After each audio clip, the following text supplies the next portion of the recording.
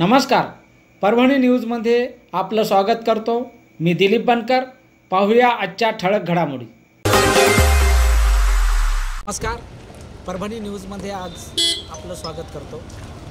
सोनपेठ तालुक्यातील शिवसेना तालुका प्रमुख माजी सदस्य पंचायत समितीचे कृषी उत्पन्न बाजार समिती सोनपेठ संचालक रावसाहेब पोंडुळे यांनी आज आपल्या कार्यकर्त्यासहित आज भारतीय जनता पार्टीमध्ये प्रवेश केलेला आहे आणि परभणी जिल्ह्याच्या राज्यमंत्री पालकमंत्री मेघनाताई बोर्डीकर यांच्या नेतृत्वाखाली आज त्यांनी आपल्या सर्वच कार्यकर्त्यांना या ठिकाणी प्रवेश देऊन या ठिकाणी भाजपामध्ये ते सामील झालेले आहेत। आता आपल्यासोबत रावसाहेब पोंडुळे आहेत।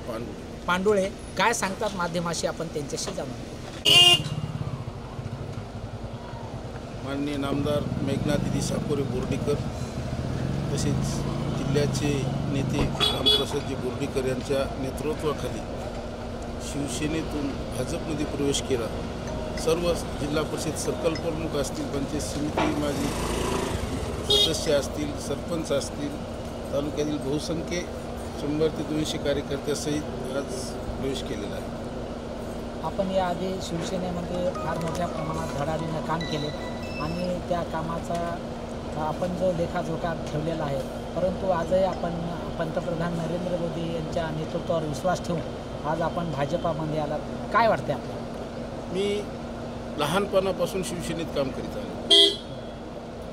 नंतर शिंदे साहेब ज्यावेळेस मुख्यमंत्री झाले त्यावेळेस मी शिंदे साहेबांच्या शिवसेनेत प्रवेश करून पहिल्याच दिवशी मुख्यमंत्री झाल्या इथलच्या शिवसेनेच्या काही लोकांना कंटाळून शिंदे साहेबाकडे प्रवेश केला आणि मला शिंदे साहेबाकडून तालुका प्रमुख हे पद मिळालं शिंदे साहेबाच्या शिवसेनेत। पण आजसुद्धा मागच्या निवडणुकीपासून विधानसभेच्या पाहतो तर आमच्या पाथरी मतदारसंघाला नेतृत्वच नाही। कारण नेतृत्व म्हणजे काय असतं की बाबा आपण काम करीत असताना आपल्याला कोणतरी नेता लागतो आणि त्या नेत्यावर गेलं तर आपण फोन केला त्यानं फोन घ्यायला पाहिजे। कुठं आज सरपंच 20 वर्षापासून सरपंच आहे, पंचायत समितीला अपक्ष निवडून आलो 2012 ते 15ला, मार्केट कमिटीला 10 वर्ष संचालक आहे सोनपेठ। सरपंच आजसुद्धा ग्रामपंचायतची आमच्या गावची सरपंच पुष्पाबाई वाघमारे म्हणून दलिताची माझ्याच गटाची आहे, मी सुद्धा सदस्य आहे त्या बॉडीवर। 6 टर्म झालं मी सतत ग्रामपंचायतीला निवडून येतो। एवढा अनुभव मला असून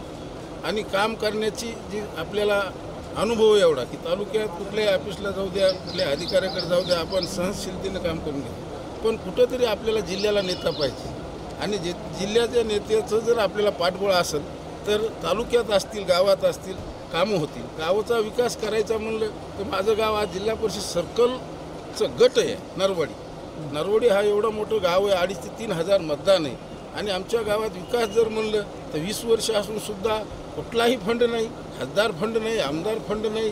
विकास काम करायचे कसे? आणि जनतेसमोर उद्या 6 महिन्यानंतर ग्रामपंचायत आलेले, ग्रामपंचायत आल्या, जिल्हा परिषद आल्यात, पंचायत समिती आल्यास आणि नेता कोणीच नाही पाठबळ। एकाही नेत्याचं शिवसेनेला आमच्या सर्कल म्हणजे पाथरी मतदारसंघाला कोणाचंच पाठबळ नाही। मग मी अगोदरसुद्धा बोर्डीकर साहेबाच्या संपर्कात म्हणजे बोर्डीकर साहेबाकडूनच कामं करून घेत होतो।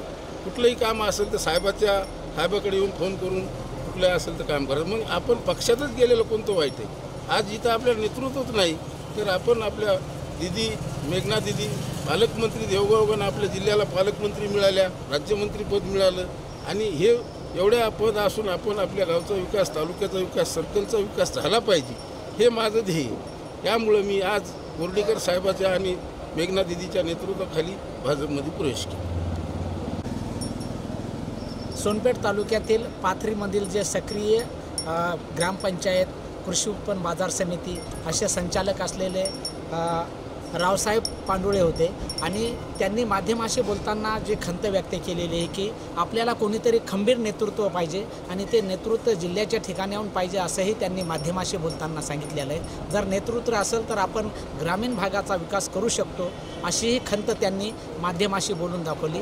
कॅमेरामॅन उमेश अग्रवाल, रिपोर्टर दिलीप बनकर, परभणी। आणि याचबरोबर हे बातमीपत्र संपलं। पुन्हा भेटूया पुढील बातमीपत्रात। शहरातील ताज्या घडामोडी जाणून घेण्यासाठी पाहत रहा परभणी न्यूज।